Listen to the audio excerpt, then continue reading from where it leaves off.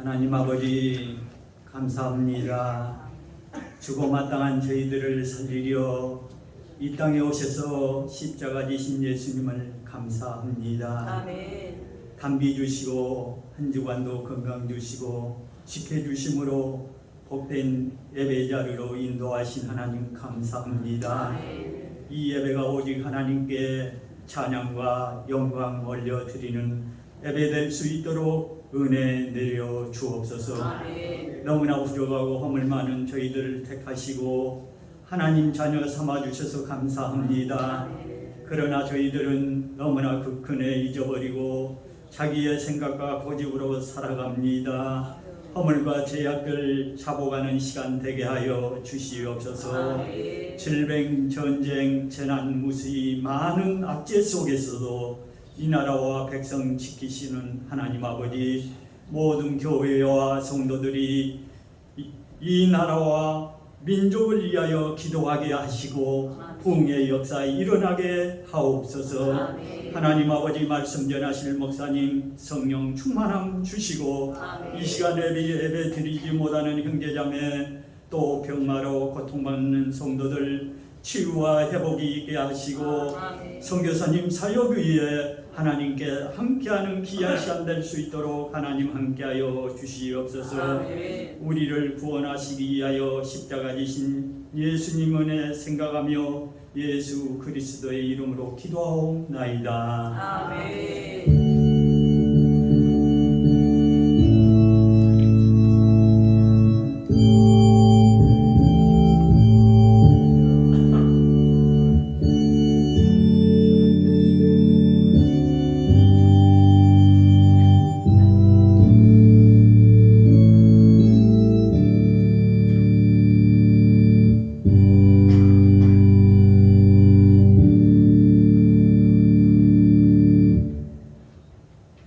이어서 야훼 하나님께서 우리에게 주시는 축복의 말씀 보겠습니다. 신약 성경입니다. 마태복음 13장 3절로 9절까지 말씀입니다. 제가 먼저 봉독합니다. 돌아가면서 함께 읽고 마지막 절 9절을 함께 봉독에 올리도록 하겠습니다. 3절 제가 먼저 봉독합니다.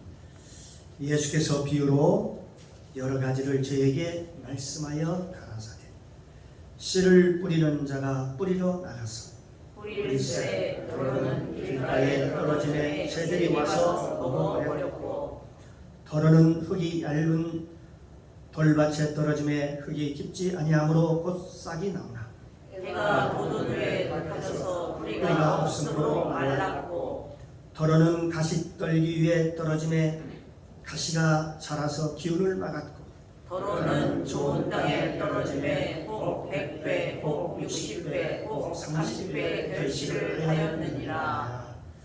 9절 함께 읽겠습니다. 귀 있는 자는 들으라 하시니라. 아멘. 아멘. 아버지 하나님 감사합니다. 또 복된 날 주시고 거룩한 날 이렇게 주일날 허락하셔서 주님 앞에 나와 마음껏 주님을 찬양하게 하시고 주의 성호를 높이며 주의 이름으로 기도하며 또 생명의 말씀을 또 믿음으로 받게 하시니 감사합니다. 이 시간은 하나님의 말씀을 받는 시간입니다. 우리 마음을 모아서 하나님께 집중하게 하시고 우리 귀가 열려서 어떤 말씀들이 아멘으로 받을 수 있는 그런 귀한 복된 그릇 되게 하여 주옵소서. 이 시간 성령님 모시고 인정하고 환영합니다. 충만하게 임재하옵소서. 예배의 시종을 아버지께 부탁드리며 예수님의 이름으로 감사드리며 기도드리옵나이다. 아멘. 아멘. 할렐루야. 옆에 함께 인사 나눕니다. 주님의 이름으로 사랑합니다. 주님의 이름으로 축복합니다. 당신은 하나님이 보시기에 두고 보기에도 귀한 사람입니다. 복된 사람입니다.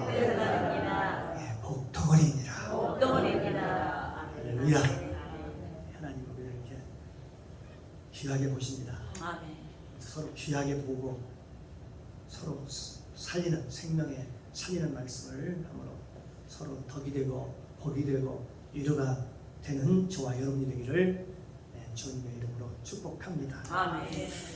오늘 이 시간 주님의 은혜가 강같이 흘러서 이 시간 성령의 충만하게 임재하기를 주님의 이름으로 축복합니다. 아멘.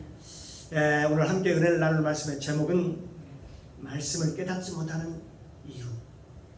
말씀을 듣고서 깨닫지 못하는 이유. 이걸 이 제목을 가지고 함께 은혜를 나누겠습니다. 오늘은 네 가지 밭에 대해서 예수님께서 말씀하고 계십니다. 이 네 가지의 밭을 비유로 말씀하시면서 그 네 가지의 밭이 무엇이냐? 이 밭이 바로 뭐라는 겁니까? 우리의 마음의 밭이다. 그렇게 말씀하시는 것입니다. 그 마음에는 길가와 같은 마음이 있고 또 가시덤불이 있는 밭과 같은 그런 마음이 있고 가시덤불 있는 그런 마음이 있고 또 돌짝밭과 같은 그런 마음이 있고 마지막으로 옥토와 같은 마음이 있다는 것입니다. 옥토와 같은. 그리고 말씀하고 있습니다. 하지만 길가에다가 아무리 씨를 뿌려도 또 엉겅퀴가 있는 그런 가시덤불에 뿌려도 또 돌짝밭에 씨를 뿌려도 좋은 열매를 맺지 못한다. 그렇게 말씀합니다. 오직 어느 곳에서만 좋은 열매가 맺으냐? 옥토에 뿌려진 씨만이.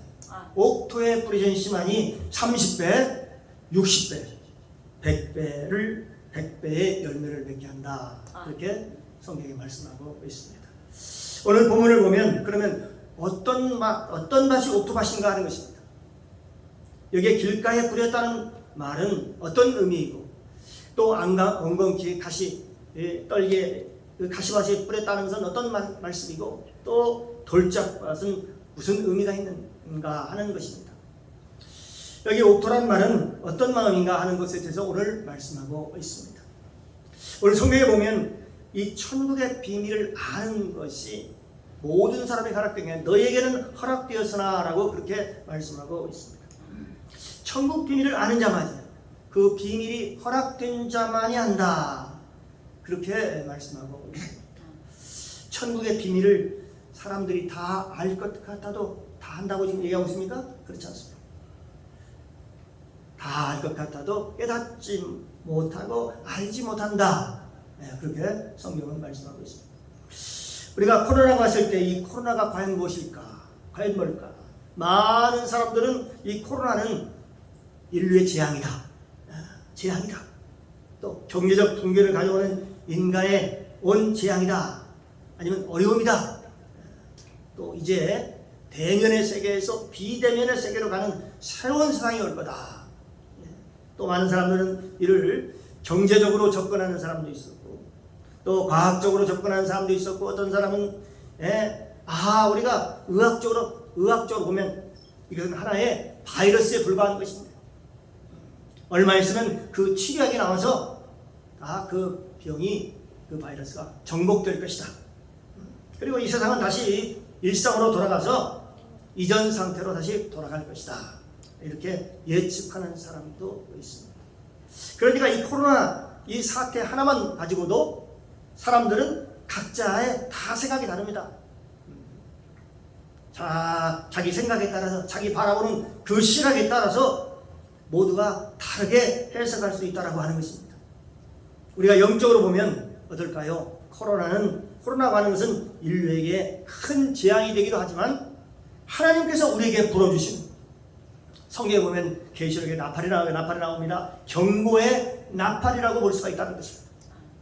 사람들이 주님의 때를 깨닫지 못하니까 이제 주님의 때가 가까이 왔다는 것을 이 세상에 온 세상에 일시에 알려주는 하나님의 나팔 소리다. 나팔 소리다.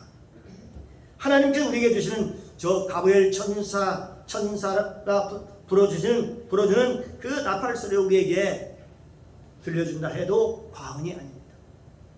그래서 이 하나의 사건만 봐도 우리는 해석이 분분합니다. 해석이 분분해요.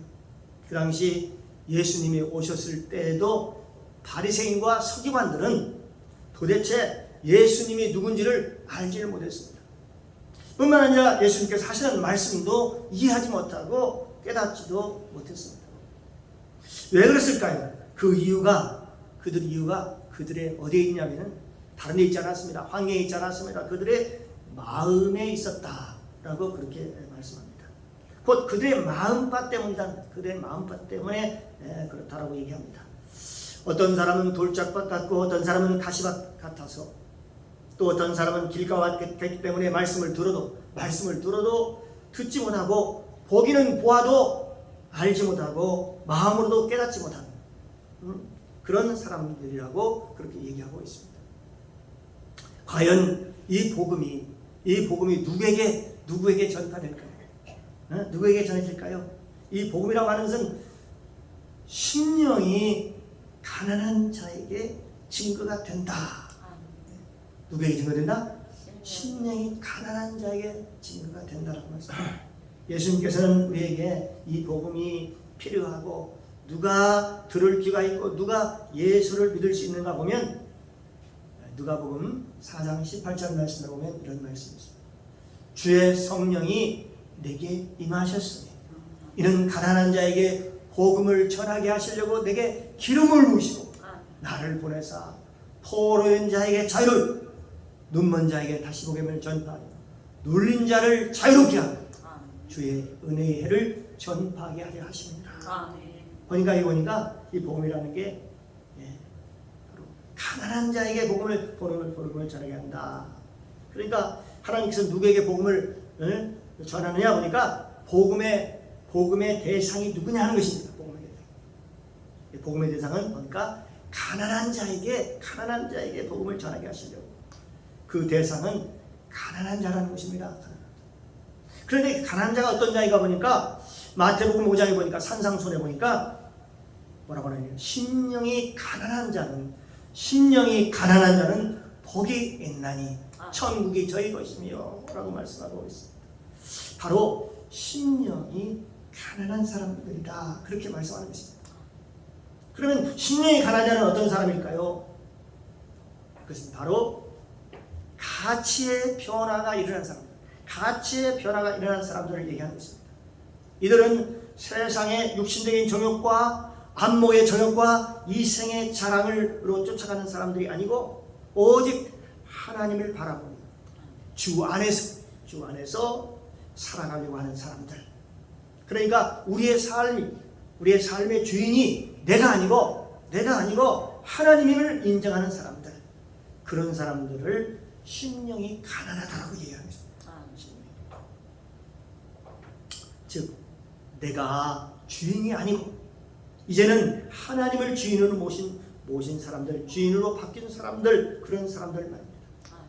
이런 사람들을 위해서 하나님께서는 하나님이 천사도 보내고 또 성령도 보내주시고 때로는 사람도 보내고 다양한 방법으로 그들의 눈을 열어주시기도 하시고 천국 복음을 듣게도 하시고 때로는 하나님께서 그들에게 꿈을 통해서 때로는 환상을 통해서 또는 하나님 말씀 내 말을 통해서 말씀을 주기도 하는 것입니다.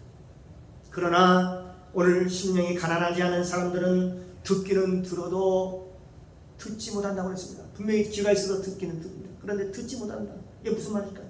깨닫지 못할 것이요 보기는 보아도 알지 못할 것이다. 그렇게 말씀하고 있는 것입니다. 그러니까 듣기는 들어요. 분명히 듣습니다. 하나님 말씀을 또 선포가 됩니다. 듣습니다. 그런데 깨달음이 없다라는 거예요. 그러니 어때요? 장님이나 소경이나 다를 바가 없는 것이죠. 그런데 예수님께서 갈릴리 바다를 잠잠케 하는 것도 그들이 목도했습니다. 나사로가 살아나는 것도 그들은 눈으로 직접 보았습니다. 죽은 지 나흘 만에 살아나는 그런 모습. 오병이어의 기적도 그들의 눈으로 보았습니다. 그러나 그들은 예수님이 누군지를 몰랐다는 것입니다. 알 수가 없었습니다. 하나의 선지자, 그러니까 엘리야나 구약의 엘리야나 에레미야 단순한 선지자 중에 하나로 보는 것이죠. 사랑하는 성도 여러분, 우리가 예수를 믿을 때 예수님께서 하늘과 땅과 세계를 지으신 그 하나님이 그분이 바로 우리의 삶의 주인이라고 고백하는 사람들이 얼마나 될까요? 그래서 우리는 창세기 1장과 2장을 굉장히 중요하게 생각합니다. 아주 중요합니다. 창세기 1장과 2장을 확실히 정리하지 않으면 그 다음부터는 창세기 3장부터는 바로 우리가 아담의 후손이 되어 가는 것이죠. 그리스도의 후손이 되어야 되는데 아담과 하와의 후손이 되어 가는 겁니다. 창세기 1장, 2장의 주인은 소유자가 누구냐 하는 것입니다. 그 소유권자가 바로 하나님이라고 하는 것입니다. 내 생명조차도 그분의 것이고 내가 가진 것 그 다 그분의 것이고 내 모든 것이 그분의 것임을 고백하는 데서 우리 야훼 신앙은 거기서부터 시작이 되는 것입니다. 그래서 그런 사람들이 주님을 따라가게 되는 것이죠. 그러나 내가 주인이 되어서 살 때는 어떻게 될까요? 내가 주인이 할 때는 그 삶은 바로 아담과 하와 같은 삶이 되겠지. 바로 우리의 육신의 삶이 되는 것입니다. 우리 육신의 삶이라고 하는 것은 뭐냐? 바로 로마서 7장에서 얘기하는 그런 사람들은 하나님을 기쁘시게 할 수 없다라고 얘기합니다. 하나님을 기쁘시게. 육신의 생각은 늘 성령님과 그리고 하나님과 대적 관계에 있다는 것입니다. 자기 나름대로 열심히 살지요. 열심히 성실하게 삽니다.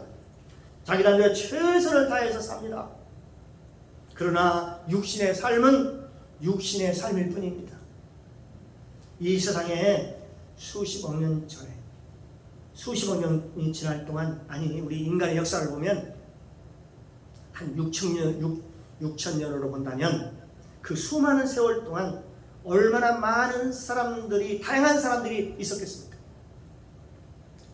이 세상에 똑똑한 사람, 아주 잘난 사람, 아주 착한 사람, 선한 사람, 그런 사람이 얼마나 많이 살았겠습니까?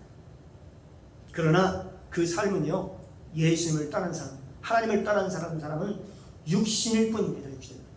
그들의 삶은 육신적인 삶뿐이라는 것입니다. 그러니까 우리의 신앙이라고 하는 것은 나의 소유자가 누구냐, 그 소유권자가 누구냐 하는 것이죠. 이것을 확실히 이것을 우리가 정리해야 되겠습니다.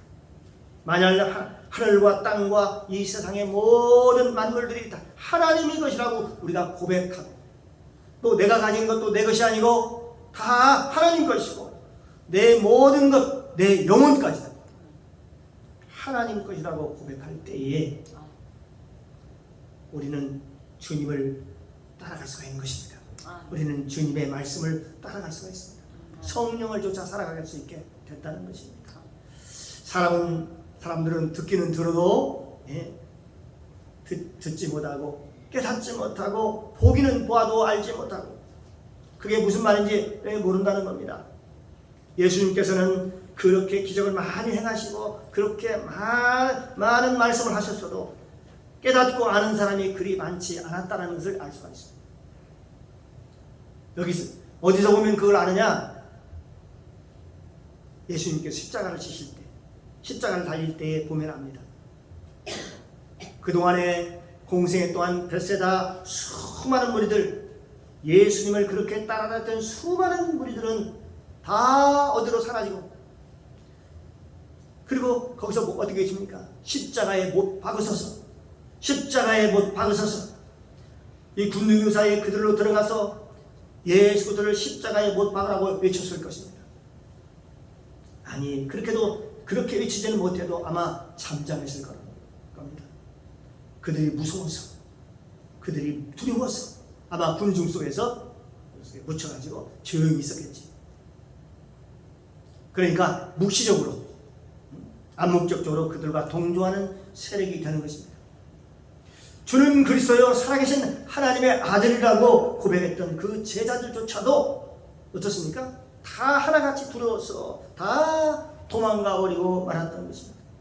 더 구체적으로 설명하면 여기 길가에 뿌린 씨앗의 비유로 얘기할 수가 있습니다. 18절에 보니까 18절 19절 한번 같이 한번 읽어볼까요? 그런즉 씨 뿌리는 비유를 들으라. 아무나 천국 말씀을 듣고 깨닫지 못할 때에는 악한 자가 와서 그 마음에 뿌리운 것을 빼앗나니 이는 곧 길가에 뿌리운 자야요. 할렐루야. 그러니까 하나님의 말씀을 듣고 깨닫지 못할 때에는 어떻다는 겁니다. 마귀가 와서 사탄 마귀가 와서 다 먹어버린다는 것입니다. 다 먹어. 아무런 소용이 없다는 겁니다. 열매가 맺혀지지 않다는 것입니다. 마태복음 13장 4절에 보니까 마귀는 여기 뭘로 비유되냐면 새로 비유되어 있고 새로 표현하고 있습니다. 뿌리일세 더러는 길가에 떨어짐에 새들이 와서 먹어버렸고. 그런데 그 새가 뭐냐? 바로 그 새가 바로 사탄 마귀라고 얘기하는 것입니다. 그냥 마귀가 와서 다 먹어버렸다는 것입니다. 우리가 깨닫지 못할 때는 어떻게 되거든요? 마귀가 와서 얼른 재빠르게 그걸 다 집어 먹어버리라는 것입니다. 예수님께서 하신 그 비유를 보면 그걸 기가 막히게 이미 알고 계신 거예요. 것입니다. 우리가 이렇게 씨를 뿌리면 그게 땅에, 우리 농부 생각하면 됩니다. 뭘 뿌리면은 땅에 쑥 들어가지 않으면, 그 씨가 들어가지 않으면 새들이 와서 쪼아서 금방 먹어버리듯이 우리가 먹는 하나님의 말씀도 그렇다는 것입니다. 아무리 좋은 씨라도, 아무리 좋은 말씀이라도 마귀가 먹어버리더라는 얘기입니다. 두 번째로 돌짝밭에 뿌려졌다는 것은 어떤 의미입니까? 말씀을 듣고 기쁨으로 받되 그 속에 뿌리가 없어서 잠시 견디다가 어떻게 된답니까? 말씀으로 말미암아 환난이나 핍박이나 박해가 받을 때 다 넘어지는 자요. 그러니까 돌밭에 뿌렸다는 것은 말씀을 받을 때 그 당시는요, 은혜 받았습니다. 막 그때 보면 아주 기분이 좋고요, 충만합니다. 그런데 돌짝밭이라 뿌리를 낼 수가 없는 거예요. 그런데 이 돌이 뭐냐? 뭘 의미할까요? 이 돌이라고 하는 것은 저와 여러분의 고집, 분노, 미움, 원망, 불신 이런 것들이 다 돌멩이인 것입니다. 우리 마음에 미움이 있고 분노가 있고 시기 질투가 있고 고집이 있는 것, 그러니까 이 세상의 것들이 다 돌멩이인 것이죠. 다 돌짝밭인 것입니다. 그러니까 이런 것들이 우리 마음에 박혀서 여기저기 있으면 어떻게 될까요? 그 씨가, 말씀이 뿌리를 내리지 못한다는 것입니다. 내 안에서 뿌리를 내리지 못한다는 것입니다. 여러분, 뿌리를 깊이 내리지 못한 나무가 태풍에 얼마나 쉽게 쓰러진 줄 아십니까? 그러나 바람이, 폭풍이 없을 때는 그 나무가 쑥쑥 잘 자랍니다. 그래서 소나무가 잘 자라서 소나무가 커요. 그런데 사람들은 소나무가 많이 컸구나, 참 잘 자랐구나. 그런데 그 소나무가 태풍에 말입니다, 바람이 세게 불면 뿌리채 꼽혀요. 우리 그런 경우는 가끔 보지요. 뿌리가 다 드러나 버리고 말하죠. 왜 그 뿌리가 다 드러나고 버리고 말았을까? 그렇게 튼튼했던 소나무인데 왜 뿌리가 그게 드러날까요? 우리 마음에 미움과 시기, 질투, 분노, 불신 이런 것들이 존재하고 있기 때문에 그 마음에 바닥이 보여요. 바닥이. 그래서 하나님께서는 그걸 뭐라고 말씀하세요? 우리에게 회개하라고 말씀하시는 것입니다.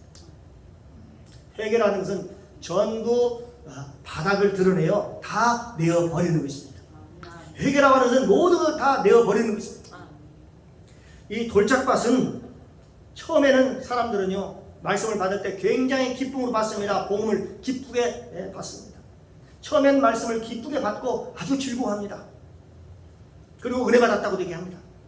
그런데 나중에 그게 오래가지 못한다는 거죠. 돌짝밭입니다. 다시 말하면 그들이 일꾼이 못 되더라. 다시 말하면 언젠가는 곧 쓰러지게 되더라는 것입니다. 일꾼이 되지 못하더라는 것입니다. 왜 기둥이 되지 못할까요? 왜 기둥이 되지 못할까요? 그런 사람들은 그럴 만한 이유를 대면서 합당한 이유를 댑니다. 내가 그럴 만한 이유가 있었어요. 아무리 여러 가지 이유를 대도 주님은 그걸 인정하지 않습니다. 천국에 가면 그런다잖아요. 나도 안다. 하나님께서 나도 안다. 이유를 대면 나도 안다 한다. 우리가 변명하면 예수님께서 이렇게 말씀하셔. 나도 안다. 나도 안다. 그때 나도 그 현장에 나도 거기 있었다. 내가 그 사실을 다 보고 있었다. 보고 있었다. 그러나 내가 너에게 이미 하지 않았느냐? 원수를 사랑하고 너를 핍박한 자를 위하여 그를 축복하고 기도하라고 내가 이미 너에게 말씀하지 않았느냐? 우리가 변명할 때마다 하나님께서는 성경 말씀을 내시면서 내가 너에게 이미 말씀해 주었지 않느냐? 그런데 너는 네 고집 때문에 내 말을 듣지 않았지. 너는 들어도 듣지 않고, 너는 들어도 깨닫지 못하고, 보아도 너는 알 수가 없었지. 그러면서 하나님께서 이렇게 말씀하시죠. 여기 돌짝밭은 늘 하나님의 말씀에 은혜를 받지요. 기쁨으로 받지요. 그러나 뿌리를 내리지 못하고 결국은 열매를 내지 못하는. 그러니까 언젠가는 뿌리가 드러날 수밖에 없는 그런 나무가 되는 것이죠. 여기 세 번째 밭의 비유입니다. 세 번째로 가시떨기에 뿌리었다는 것은 말씀을 들으나 분명히 말씀을 다 듣습니다. 세상의 염려와 재리의 유혹에 말씀이 막혀서 결실치 못하는 자요 라고 그렇게 말씀합니다. 그러니까 이 가시나무, 가시떨기에 떨어졌다는 것은 말씀을 듣기는 하나 세상의 염려와 그 다음에 염려, 근심, 걱정, 불안, 두려움과 또 세상에 대한 즐거움, 또 세상에 주는 유혹으로 말미암아 우리의 말씀이 잘 자라지 못하게, 믿음이 잘 자라지 못하게 하더라는 것입니다.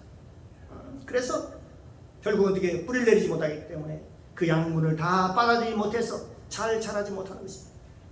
다시 말하면 우리가 세상에 대한 육신의 정욕과 안목의 정욕과 이생의 자랑으로 신앙의 본질이었대요. 첫사랑이 무너지고 신앙의 본질이 흐려지더라는 것입니다.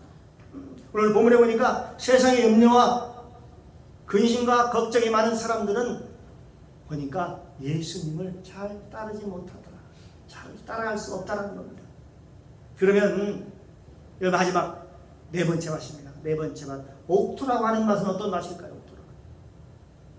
옥토는 딱 성경에 딱 한마디로 정의합니다.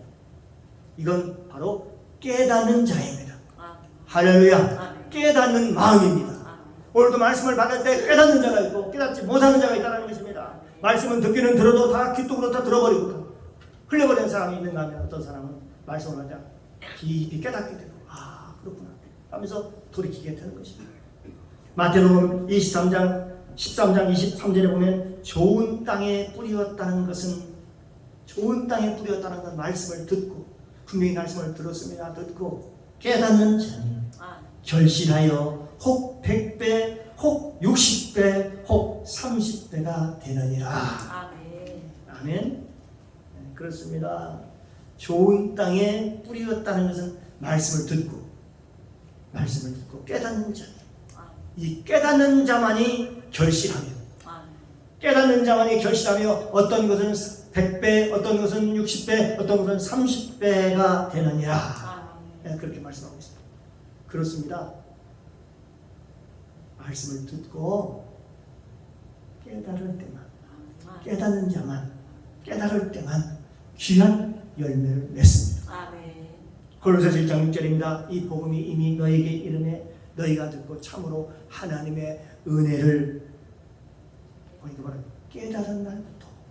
깨달은 날부터 너희 중에서와 같이 온 천하에서 열매를 맺어 자라는도다. 깨닫는 자가 열매를 맺어 자란다라고 성경을 말씀하고 있습니다.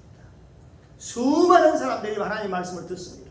교회 와서 말씀을 듣습니다. 말씀을 듣고 말씀을 받습니다. 그런데 왜 열매가 없을까요? 아까 말씀드렸죠? 깨닫지 못하니까. 그걸 왜 열매가 없을까요? 깨닫지 못하니까. 그걸 귀뚱으로 들어요. 그리고는 그것을 귀뚱으로 들고는 한번 들었으니까 그걸 안다고 합니다. 안다. 옛날에 그렇잖아요. 사람이 건너오면 공부하는 학생들이 공부를 잘 못한다. 여러분 건너온 사람들은요 공부를 잘 할 수가 없습니다. 공부를 못해요. 왜 사람들이 건너는가? 한번 듣고요, 자기가 안다고 생각하니까 그러는 거예요. 그런데 실제로 들어보면, 가서 알아보면 잘 몰라요. 실제로는 잘 모르는데 아는 것처럼 착각하는 사람을 그걸 건너는다. 그렇게 얘기하는 겁니다. 건너었다. 그렇게 얘기합니다. 마찬가지입니다. 하나님의 말씀도 똑같습니다. 하나님의 말씀. 건너온 사람들은요, 하나님의 말씀을 깨닫지 못해요. 그걸 구약 10편에서는 뭐라고 얘기하면 그걸 귓등으로 듣는다라고 얘기해요. 귓등. 여러분, 귓등으로 듣는다. 그래, 귓등으로 듣는 거죠. 그냥 지나치는 것이죠. 그냥 스쳐가는 것이죠. 여기 반단지라는, 저는 한번 여러 번 말씀했었지만 반단지가 있어요. 반단지. 반복하고 단순, 그 다음에 지속하라는 것입니다. 첫 번째는 반복하는 것입니다. 그래서 사람들은 반복하는 거 싫어해요. 또 그 얘기를 한다 생각이 들어요. 진리는 반복하라고 얘기했고 있습니다. 해 아래 새 것이 없습니다. 반복하라는 것입니다. 두 번째, 단순하게 하라. 복잡하게 사람들이 잘 모릅니다. 세 번째는 지속적으로 하라는 겁니다. 지속적으로. 단에서 지속적으로 선포하라는 것입니다. 한 번으로 끝내지 말아라. 한 번으로 끝내지 말아라. 그런 것입니다.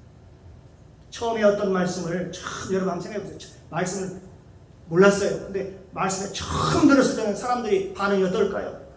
아, 그런 말씀도 있네. 아, 신기하네. 그럼 신선하죠. 두 번째 얘기를 들으면 어떻게 해? 아, 지난번에 들었잖아요. 지난번에 내가 들었잖아요. 그러니까 사람들은 한 번 듣고 어떻게 합니까? 한 번 듣고 그걸 안다고 생각하는데 안다고 생각합니다. 그래요. 지난번에 들었으니까 안다고 생각하는 거지. 어떤 사람은 구약 레위기를 가르쳐 보면, 예를 들면 저도 이미 레위기를 읽어봤어요. 저도 그러니까 읽어본 걸로 자기가 안다고 생각하는 거지. 나도 레위기를 읽어봤어요. 나도 안다니까요. 지난번에 성경학교에서 배웠어요. 레위기를 한 번 배웠으니까 접하고 다 아는 것처럼 그렇게 얘기를 합니다. 우리가 한 번 배우면, 우리가 한 번 말씀을 접하면 그걸 다 알까요? 그렇지 않죠. 그런데요, 두 번 이어서 똑같은 얘기를 세 번 얘기하면 사람들의 반응이 어떨까요? 청중의 반응이 어떨까요? 아이, 자꾸 얘기하네. 네 번째 얘기하면 어떨까요? 아니, 우리 목사님은 저것뿐이 모르나 봐. 맨날 아는 얘기, 그 얘기만 계속 하고 있네. 아니, 실력도 없어. 다섯 번째 얘기하면 어떨까요? 아, 진짜 그 얘기만 계속하네. 여섯 번째 얘기하면 어떨까요? 아, 그 얘기 이제 지겹다. 듣기 싫다. 듣고 싶지 않다. 아, 싫다. 일곱 번째 얘기하면 어떨까요? 아, 이제 짜증난다.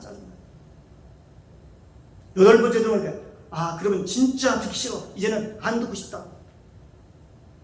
그런데요, 아홉 번째 그 얘기를 들으면 어쩐지 아십니까? 아니, 가만히 있어봐. 그 말이 그 말이었어? 아니, 그 말이었던 거야? 그제서야 귀가 열리는 거예요. 이제야 깨달았다는 거죠. 가만히 있어봐. 그 말이 그 말이었어. 열 번째 얘기가 어떨까? 무릎을 탁 치면서 그거였구나. 이런 반응을 보입니다. 여러분, 사랑하는 성도 여러분, 어쨌든 여러분 말씀을 듣고 깨달아야 바뀝니다. 똑같은 말씀, 똑같은 말을 왜 우리가 그렇게 반복해야만 하는가 하는 것입니다. 이 말씀이 우리의 골수까지 안 들어가요. 우리 골수는 뼛속을 얘기하는 거예요. 뼛속까지. 우리 머리로는 들어가요. 한번 들어가면 머리로 들어갑니다. 그런데 그 머리로 들어가서 될 일이 아닙니다. 지식으로 알 뿐입니다. 마음으로 들어가서 될 일이 아닙니다. 이 말씀이 어디까지 들어가냐? 마음에서 어디까지? 골수까지 들어가야 그 골수, 우리 골수를 윤택하게 하고 깨닫게 되고, 사람이 말이야, 이거로구나 하면서 사람들이 놀라운 변화가 일어나는 것입니다. 아멘. 바뀝니다. 성품이 바뀌고, 사람의 인품이 바뀝니다. 그래서 히브리서 4장 12절 말씀입니다. 하나님의 말씀은 살았고 운동력이 있어서 활력이 있어 좌우에 낯선 어떤 검보다도 예리하여 홍과 영과 및 관절과 골수를 찔러 쪼개까지 합니다. 여기 아멘. 관절과 골수를 찔러 쪼개까지 하는 골수까지 들어가야 돼요. 골수까지. 그래서 우리가 반복해야 하는 이유가 여기에 있는 것입니다. 우리가 반복해야 하는 이유가 거기에 있는 것이죠. 왜 그럴까요? 말씀을 듣고 말씀을 깨닫게 하려고 그러죠. 말씀을 깨닫게. 그런데 거기까지 사람들이 거기까지 귀를 기울이지 않는, 귀를 열지 않는다는 겁니다. 거기까지 마음의 준비를 하고 있지 않다는 겁니다. 성경은 우리에게 말씀합니다. 깨닫는 자만이 말씀을 듣고 깨닫는 자만이 30배, 60배, 100배 결실을 얻을 거라고 그렇게 말합니다. 머리로 하는 것은 의미가 없습니다. 존귀의 전하, 깨닫지 못하는 사람, 깨닫지 못하는 사람은 멸망하는 짐승과 같도다. 그렇게 말씀합니다. 그러니까 마음으로 다짐한 것도 아무런 의미가 없는 것이고 오직 깨닫는 자만이 열매를 맺는 거라고. 오늘 옥토밭은 어떤 밭이냐? 여러분, 어떤 밭이라고 생각하십니까? 깨닫는 밭입니다. 깨닫는 마음입니다. 예수가 하나님이신 것을 깨닫는 자, 예수가 나의 삶의 주인 것을 깨닫는 자, 그분이 예수님이 오늘도 나와 함께 하시고 그분이 성령을 보내주심으로 그분이 나의 힘이요 나의 능력이요 나의 반석이요 나의 방패시요 나의 산성이 되시오 그리고 내가 안전히 거할 거처임을 아는 자입니다.